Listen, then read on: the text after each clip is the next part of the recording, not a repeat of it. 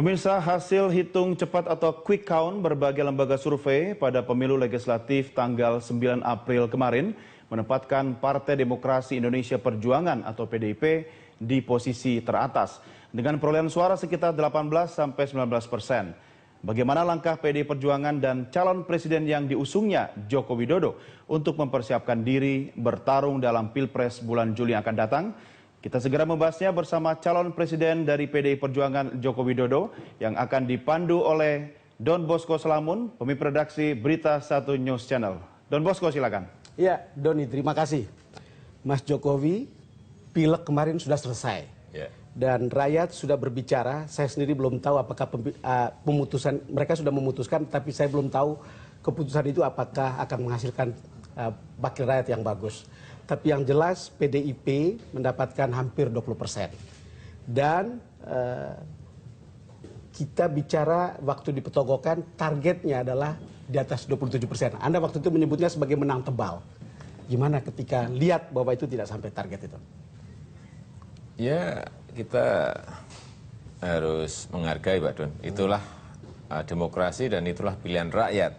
Dan rakyat sudah memilih, menentukan, dan kita PDI Perjuangan mengucapkan terima kasih yang sebesar-besarnya karena memberikan nilai pada urutan yang teratas. PDI Perjuangan teratas. Ini harus disyukuri, disyukuri.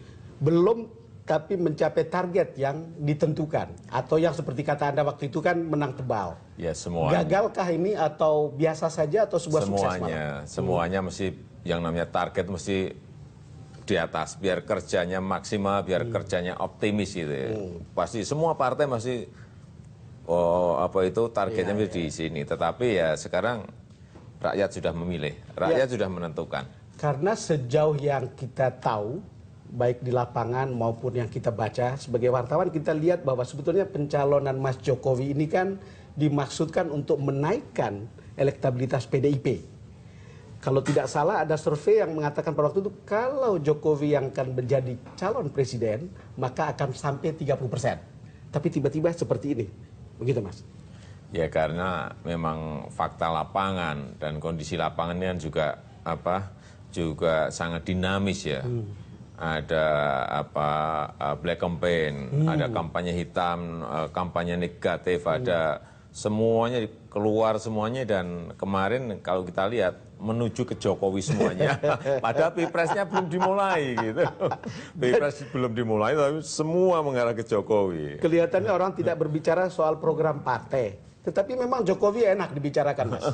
Yang baik maupun yang jelek. Ya, mestinya kalau dalam sebuah pertarungan pemilu seperti ini mestinya ya adu program, adu gagasan gitu. Sekarang kan yang terjadi kita lihat kan ada kampanye hitam yang betul-betul sangat menohok dari semua penjuru larinya ke Jokowi semuanya. Yang terjadi begini kemarin itu, kalau kita lihat biasanya partai-partai itu akan mengeritik incumbent atau penguasa. Tetapi yang kemarin itu seperti kata Anda waktu di Kampung Deret, semua kok ke muka saya gitu. Iya, memang nggak ada yang mengkritik ke pemerintah, yang nggak ada. Semuanya larinya ke Jokowi semuanya. Ini kayak Jokowi ini kayak musuh bersama gitu kayaknya. Kayak musuh bersama, tapi juga bisa jadi karena punya banyak teman mungkin. Ya, bisa juga karena teman kita rakyat. Itu sudah betul-betul jawaban seorang politisi, Mas. Nah, ini kan cerita ke orang luar. Nanti kita akan bicara soal kampanye hitam. Tapi kita lihat ke dalam. Ada kritik atau ada tanggapan bahwa pencalonan Mas Jokowi itu seperti setengah hati. Tidak meriah, memang dianggap bahwa itu sederhana. Tapi itu mencerminkan support Ibu Mega yang tidak full 100% atau mungkin juga support partai. Kalau menurut saya full. Dari Ketua Umum Ibu Mega memberikan dorongan yang penuh, dari partai juga penuh. Hanya pada kondisi-kondisi yang harus saya sampaikan apa adanya. Kita tidak bisa beriklan sampai 5 tahun, nggak bisa. Tidak bisa setiap hari muncul di TV dan beriklan enggak. Ada yang memang sudah tidak. beriklan sejak 5 tahun lalu. Ada yang 10 tahun juga. Dan kita enggak